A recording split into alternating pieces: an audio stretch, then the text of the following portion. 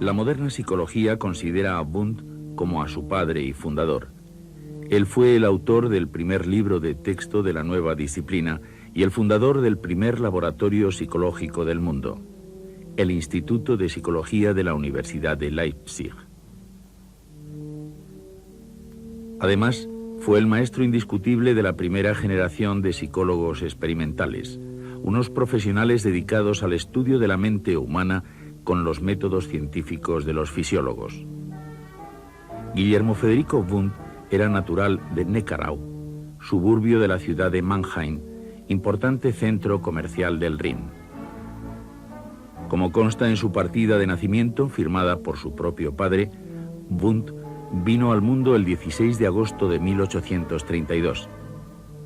Era hijo de Maximiliano Wundt, pastor de la iglesia luterana, y de María Friederike, perteneciente a una familia de honda raigambre intelectual. Wundt fue un niño solitario que no pudo jugar con sus hermanos dentro de los muros del hogar, pues el mayor le llevaba 8 años y los dos restantes murieron muy jóvenes.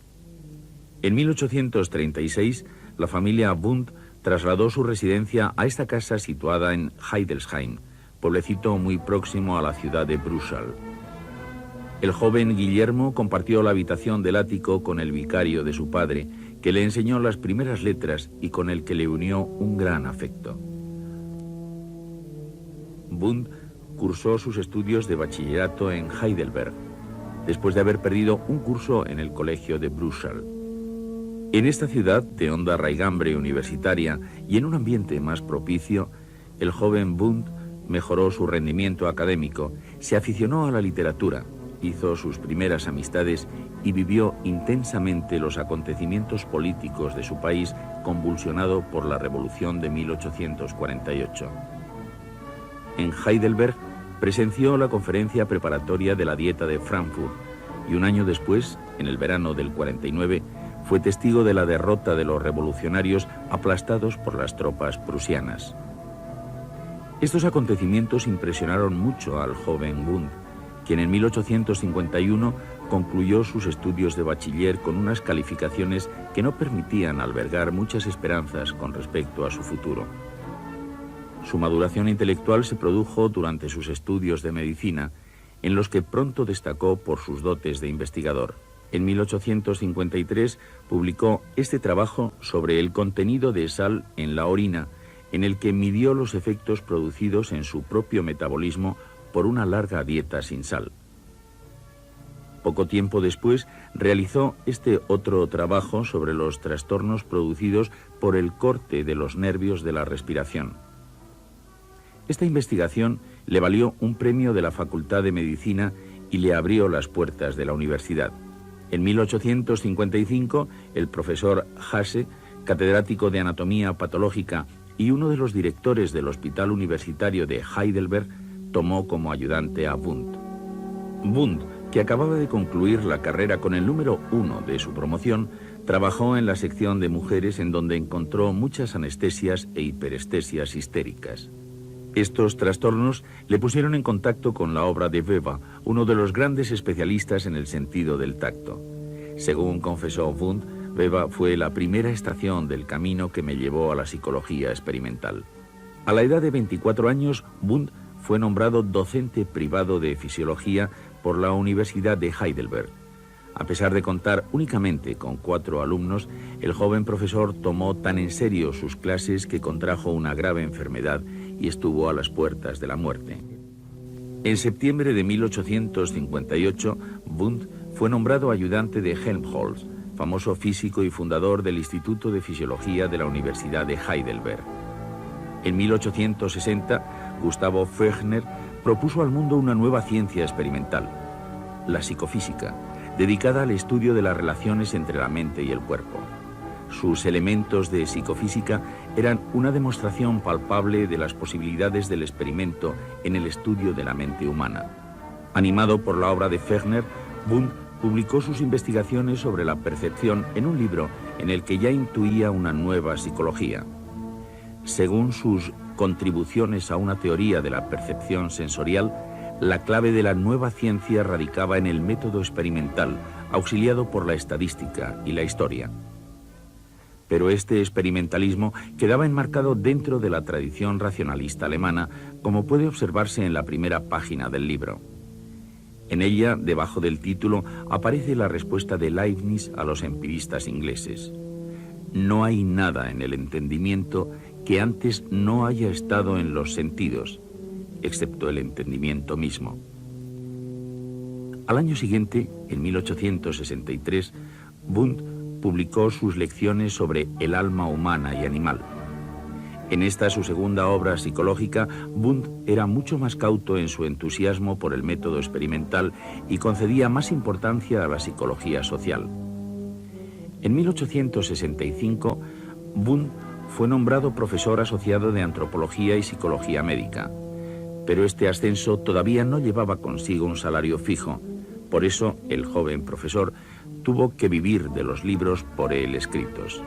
En esta casa, conocida con el nombre de Casa del Gigante, estableció Wundt su laboratorio particular en 1865, cuando dimitió de su cargo en el Instituto de Helmholtz.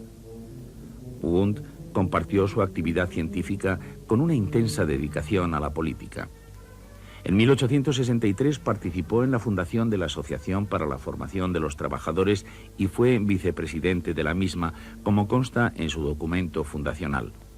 En abril de 1866 fue elegido representante de Heidelberg en la Dieta de Baden, que celebraba sus sesiones en este edificio de la ciudad de Karlsruhe.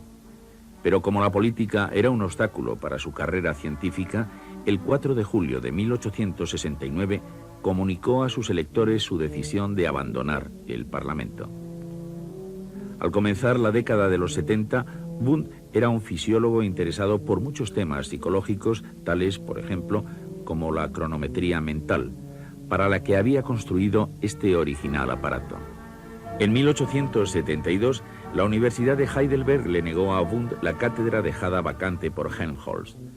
Viendo cerradas las puertas de la fisiología, Wundt concentró sus esfuerzos en la psicología y entre 1873 y 1874 publicó los Principios de Psicología Fisiológica. Esta obra estaba llena de cuadros y figuras muy similares a los de los libros de fisiología.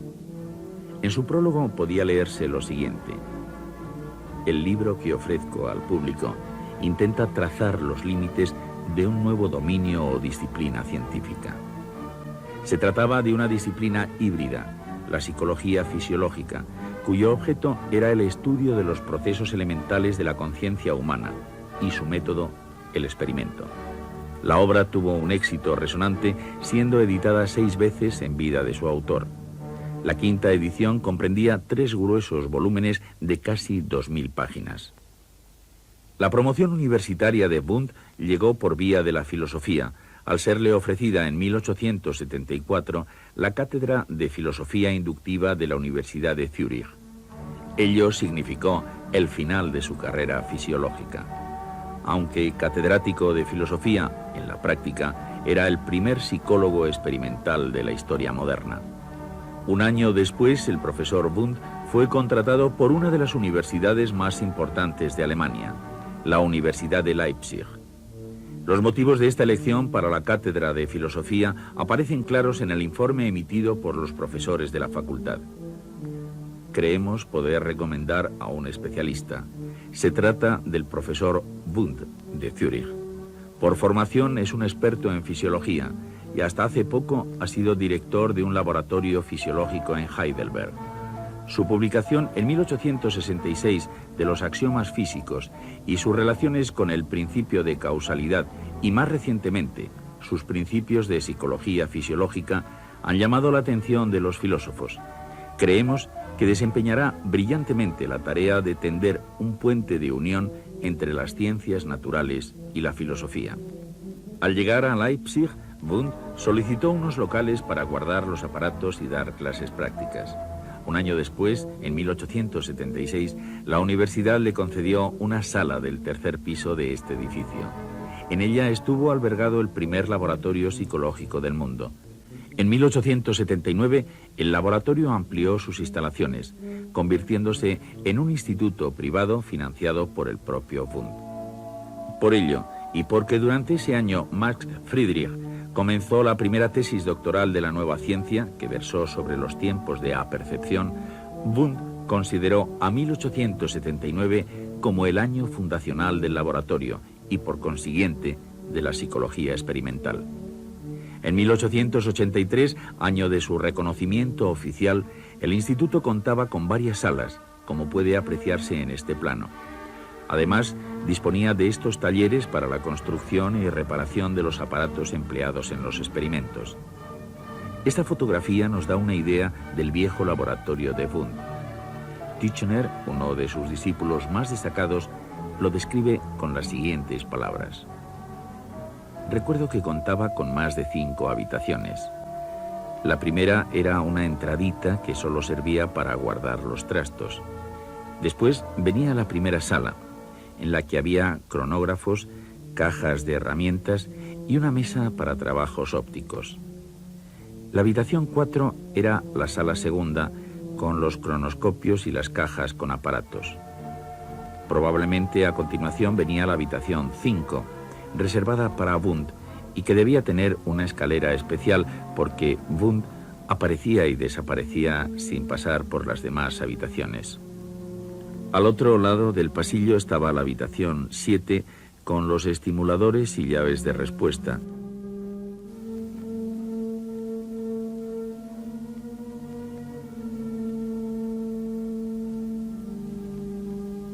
Que tenían conexiones eléctricas con la sala segunda y con la habitación 8, un pequeño cuarto en donde estaban el péndulo de Wundt, el péndulo de Fechner.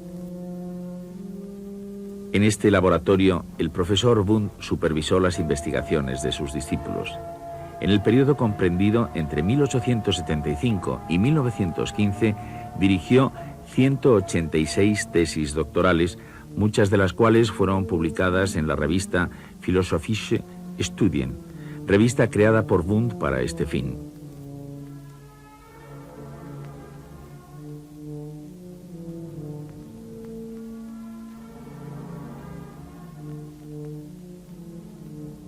El norteamericano James McKean Cattell fue el primer ayudante del laboratorio de Leipzig. Cattell fue famoso por sus experimentos sobre los tiempos de reacción y su decisivo impulso a los test mentales. La fama de Wundt atrajo a Leipzig a muchos estudiantes extranjeros. Por ejemplo, en esta lista del verano de 1891 hay 7 no alemanes, entre los que destacan el americano Widner y el inglés Titchener. Widner fundó en Filadelfia la primera clínica psicológica del mundo. Titchener fue el principal representante de la psicología de Wundt en los Estados Unidos. Influido por la tradición empirista anglosajona, rechazó el principio de la actividad creadora de la mente y defendió un asociacionismo más estricto. En este escritorio de su despacho de Leipzig escribió Wundt la mayor parte de su copiosa obra, que ascendió a más de 53.000 páginas impresas. Su mala visión, agravada por una lesión en la retina de su ojo derecho, le hacía difícil la escritura, como puede apreciarse en esta carta autógrafa. La mayor parte de sus escritos de la década de 1880 fueron filosóficos. El primero fue un tratado de lógica cuyo segundo volumen, publicado en 1883, consideraba al método científico desde unas coordenadas muy distintas de las positivistas entonces en boga. En 1886 publicó su tratado de ética, en donde los principios morales fueron considerados desde una óptica positiva, la de las costumbres y hábitos de la colectividad. Ellos eran la fuente principal de la moralidad. Wundt coronó su sistema filosófico en 1889 con sus fundamentos de metafísica. En su opinión, la metafísica tenía como misión dar unidad y coherencia a todos los conocimientos humanos, incluido el científico. Por eso, tenía que basarse en los datos de la ciencia. Durante el curso académico 1889-90, Wundt fue rector de la Universidad de Leipzig. Tras este paréntesis de un año, retornó nuevamente a la psicología para investigar los sentimientos. Valiéndose de la introspección y de los registros fisiológicos de la actividad emocional, intentó desentrañar la complejidad de nuestro mundo afectivo. Wundt encontró 3 dimensiones básicas: placer o agrado displacer, excitación o manía y calma o depresión. Y por último, tensión o autocontrol voluntario y relajación o ausencia de control. Esta teoría tridimensional del sentimiento fue incluida en el último resumen importante de su psicología individual, el Compendio de Psicología del año 1896. En él, Wundt llamó voluntarista a su sistema porque consideraba a la voluntad como modelo y prototipo de los demás actos psíquicos.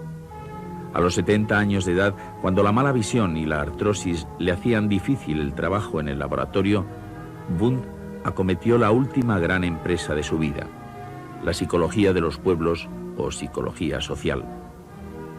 En 1900 apareció el primero de los 10 volúmenes de esta obra, complemento indispensable de la psicología individual, dado que ésta no podía explicar los procesos más complejos del pensamiento.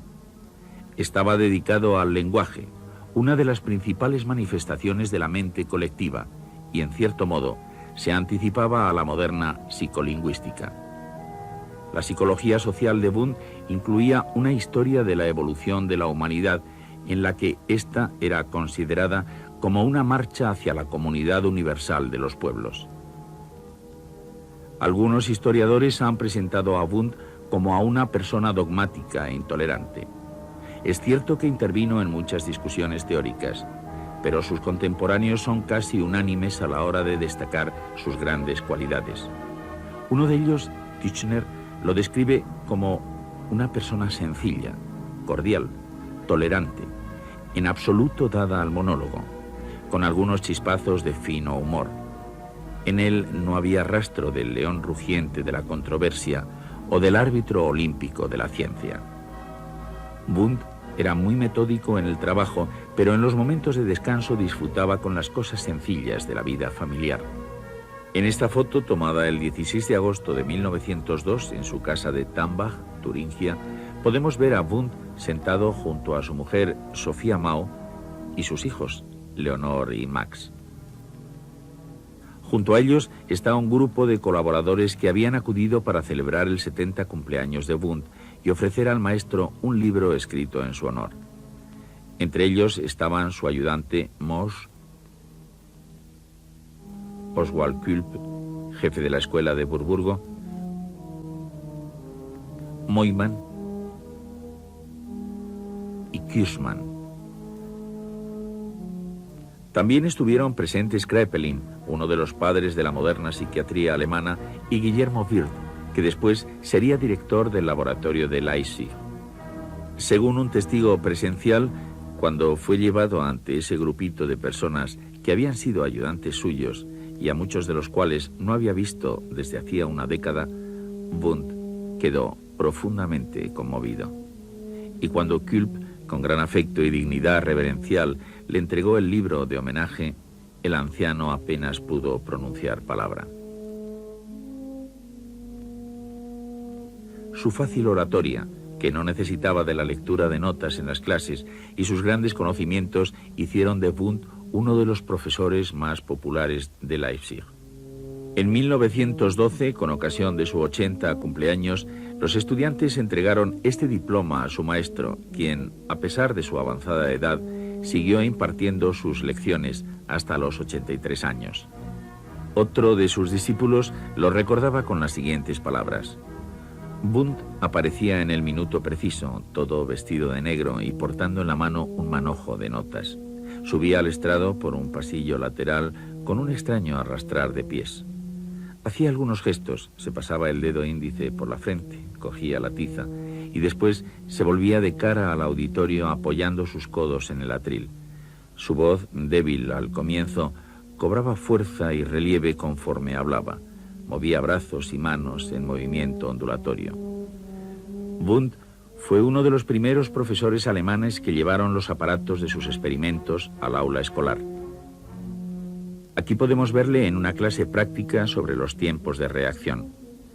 Wundt está presto a pulsar las teclas de respuesta. Con él están sus ayudantes y colaboradores. Sander está manipulando el aparato productor de estímulos, mientras que Otto Klemm muestra unos gráficos al auditorio. A la izquierda están Dietrich y Wirth. Wundt perteneció a numerosas sociedades científicas y sus méritos fueron reconocidos por sus contemporáneos que, entre otros honores, le otorgaron el de hijo adoptivo de la ciudad de Leipzig.